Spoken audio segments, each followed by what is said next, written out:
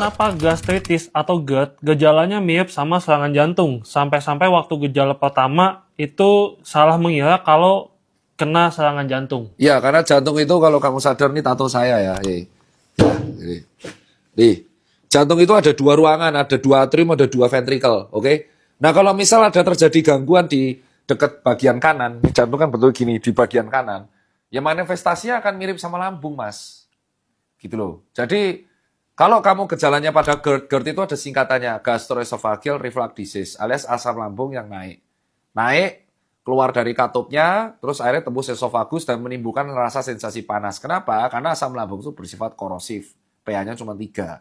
Jadi sensasi yang dirasakan pertama adalah heartburn. Sensasi panas pada tengah dada dan nyeri. Terus ada mual dan muntah. Kadang kalau GERD-nya sudah sangat parah, dia akan memberikan sensasi gambaran kesemutan bahkan nyeri sampai punggung sampai tangan. Dan itu mirip sama nyeri dada akibat serangan jantung. Gitu. Nah, serangan jantung ya, akibat serangan jantung. Nah, kalau serangan jantungnya itu di bagian kiri, manifestasinya agak beda. Nah, lain cerita kalau serangan jantungnya itu di sisi jantung bagian kanan. Itu sensasinya akan mirip.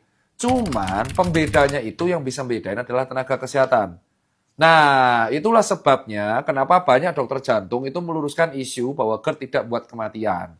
Kenapa? Kalau misalkan kita tidak meluruskan isu ini, nanti banyak pasien GERD yang overthinking. Kenapa?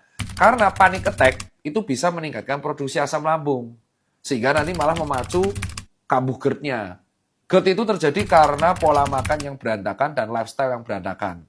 Oke? Agak berbeda. Jadi misalkan kamu jam makannya telat, berantakan. Kadang hari ini pagi, siang, malam, besok siang, malam. Terus habis itu stresnya tinggi, kerja tinggi. Akhirnya mengakibatkan asam lambung itu keluar tidak menentu. Nah, kalau asam lambung keluar tidak menentu, kadang akan menjadi berlebihan dan menjadi reflux. Itulah sebabnya buat teman-teman yang merasa lapar, ketika sudah ada rasa lapar, itu nanti gejala awalnya kalau tidak diurus jadi dispepsia alias kembung. Habis kembung terjadilah GERD. Habis GERD nanti banyak ada tukak lambung.